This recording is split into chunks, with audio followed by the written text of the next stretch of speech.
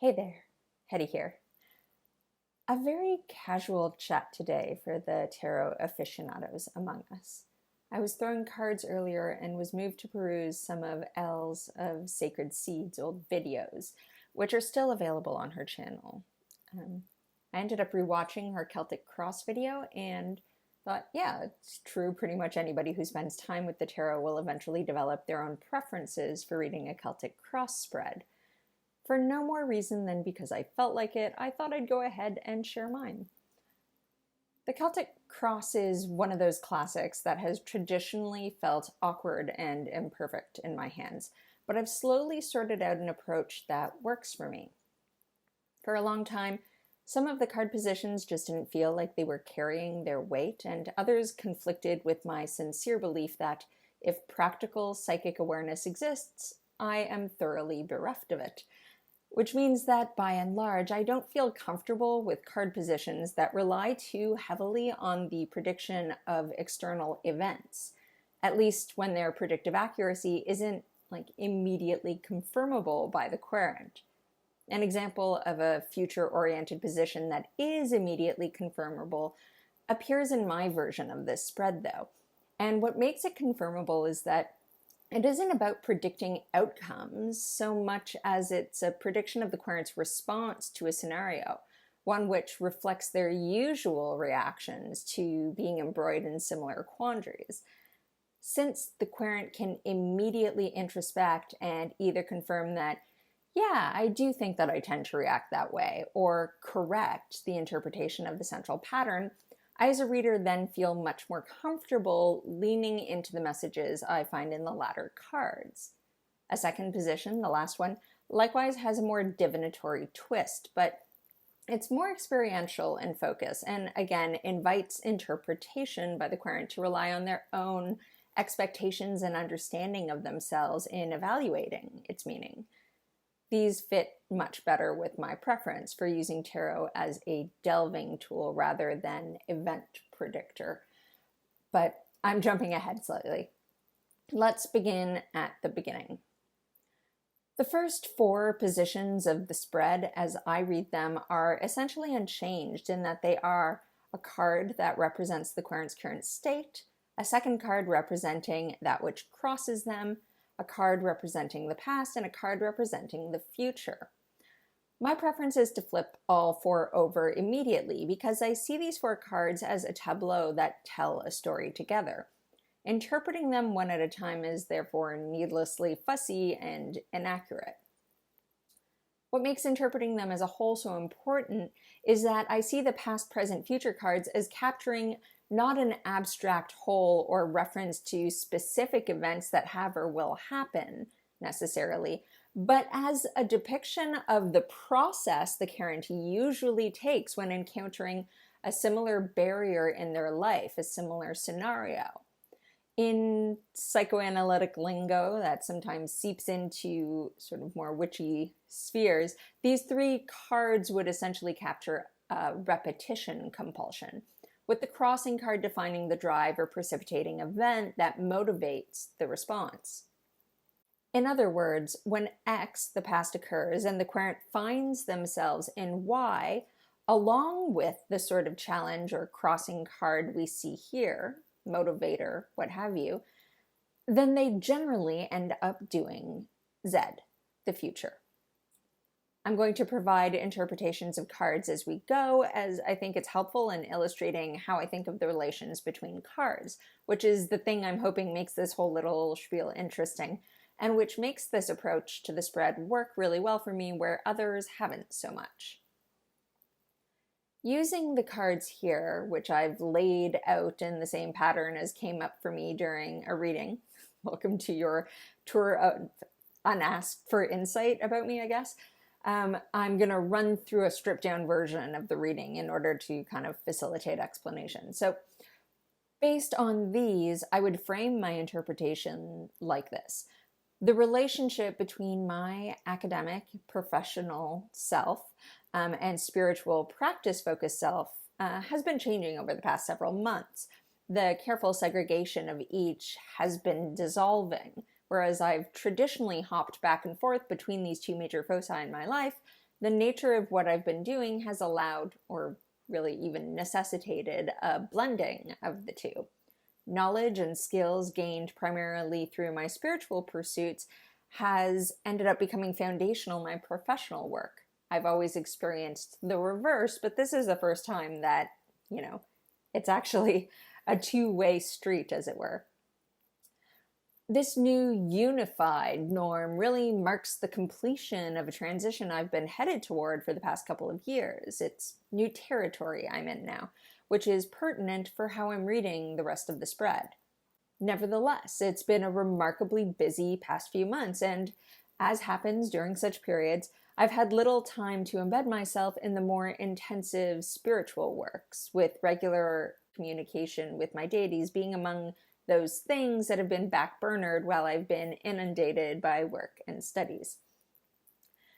The Knight of Cups here is readily interpretable as a spiritual messenger, preferring wisdom, depth, connection, that sense of deep connection that always wanes during periods of particular busyness, and which I am then always intensely focused on rekindling as soon as downtime rolls around, such as, the holidays.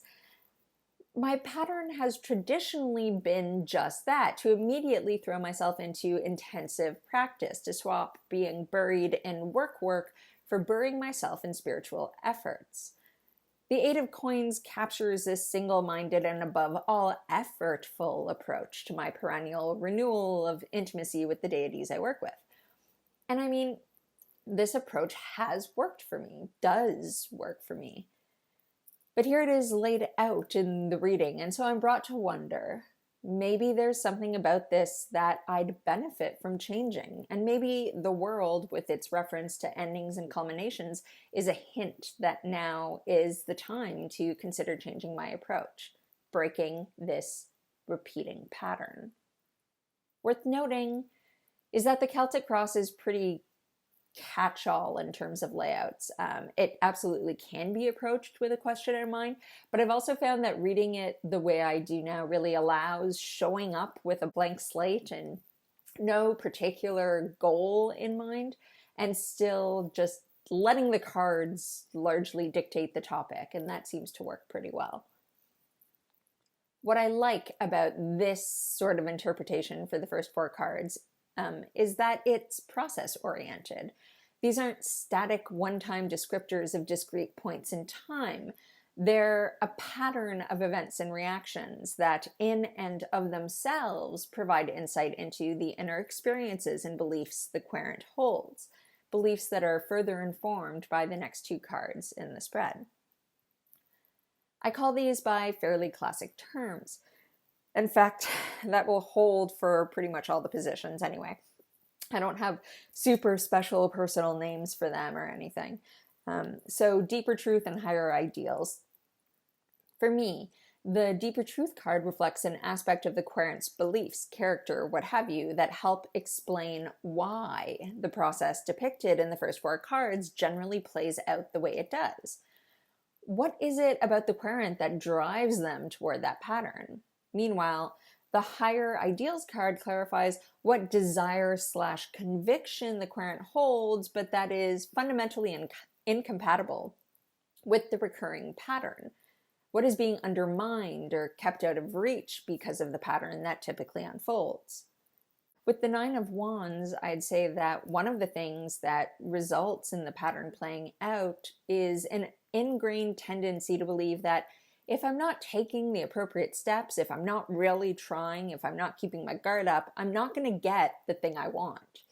Like a belief that, of course, this will take work, and the background knowledge that until I did sort out an approach to my practice that involved this sort of work, I didn't enjoy the intense sense of connection. Perhaps there's even a sort of defensive chip on my shoulder about it. I remember struggling with this before. Why do that again? Why risk losing ground on what I've already achieved? If it worked then clearly this is how I should go about it. But this is sort of a fear-based approach, right?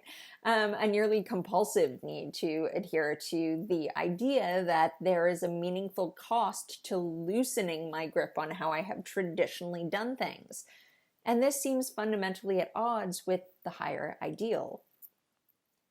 The Ace of Coins, unshaped, omnipresent manifestation, the act of existing without need to direct or maintain. In fact, existence that's indifferent to attempts to maintain it.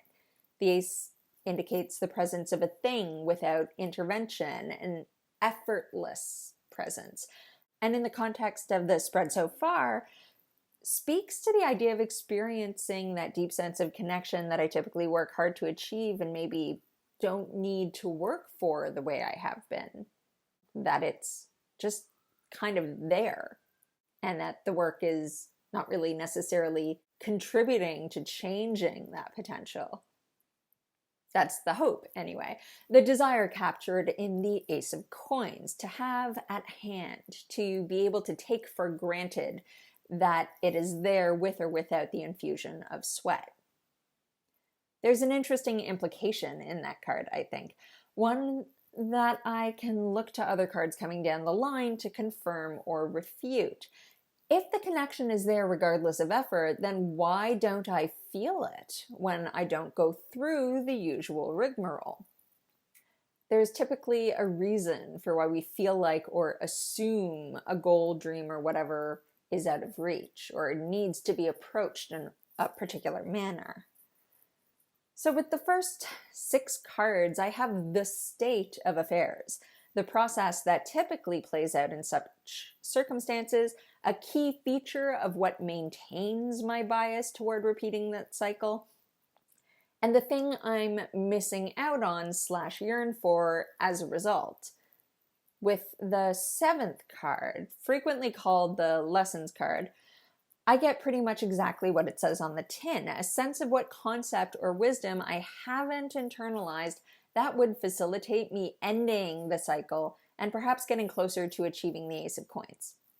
The Fool in this position is entirely appropriate, I think, with its reference to experience achieved through openness and willingness to let events play out as they will, sort of walking into something and seeing what happens.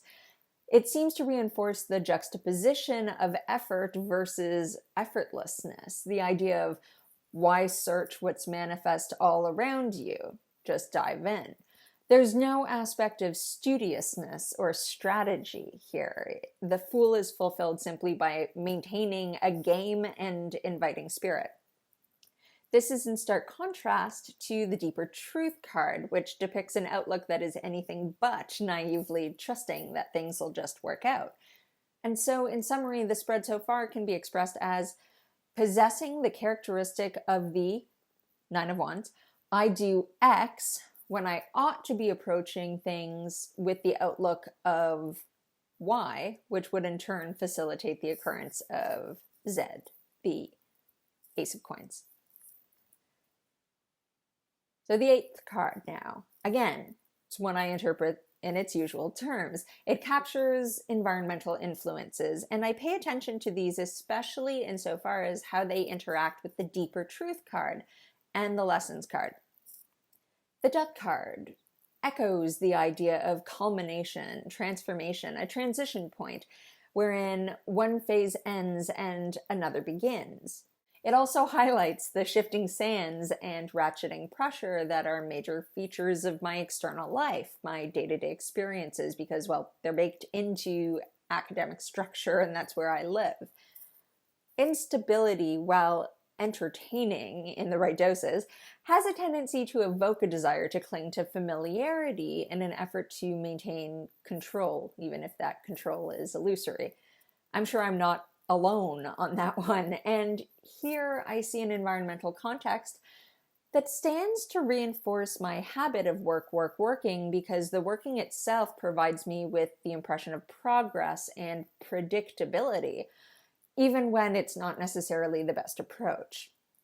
It's also worth bearing in mind that the overall evolution of moving from alternating to unifying aspects of public-private identities may involve a metamorphosis in my practice as well. What occurs without and within, all that. Change catalyzes further change, is what I'm saying. As such, the time to alter old patterns and approaches to certain aspects of my practice and to make strides toward gaining greater comfort with less familiar outlooks may be now. The last two cards, which I'll turn over together, represent advice and the near-term application / results of applying that advice. Often people think of the ninth card as hopes and fears, but this always seemed redundant given how I interpret the higher ideals card. Advice is, I think, more useful here. And the final card brings things back around to the more process-oriented outlook. The devil very much drives home the suggestion that the traits captured in the Nine of Wands are inhibiting rather than facilitating getting what I'm looking for. For me, the devil is first and foremost a card that embodies how we bind ourselves, usually counterproductively, sometimes willingly, but to some extent it always betokens something partially self-imposed and escapable. In this spread, I've been rolling with the idea of self-imposed work, so the message to let go of that tendency jives, as does the notion that you're doing this to yourself, not because something or someone else really demands it. And again, the Fool is sort of the answer to that. How do you let go? You let go. Practically, I take this as a recommendation to resist the temptation to expend time and effort on ritually focused connecting work that I tend to be drawn toward when the day-to-day work of living lets off enough. Instead, in making the conscious repeated choice to let go and invite a sense of connection to come as it may, I'll perhaps get to experience it in a new way, maybe recognize it's been floating around in the background, being ignored by me while I maintained effortful focus. The Four of Wands there is welcoming, speaks to embracing into oneself, me behaving not as the director, but as one who waits invitingly for another to reach out and be welcomed in. There's something to the idea that nurturing quiet and open observance can reveal things we miss when we're busily focused on actively doing. Maybe with a little stillness, I'll lay to rest the fallacy that unless I'm playing my usual wily skills, I won't be rewarded with that feeling I've come to love, and that I only really experience when I'm deep into my practice. The contrast between the confining, cover all your bases, Nine of Wands, and the stripped down simplicity of the Four again echoes this theme of doing away with the muss and fuss. Maybe stillness, openness are enough to grant me that Ace of Coins experience at last. And there we have it.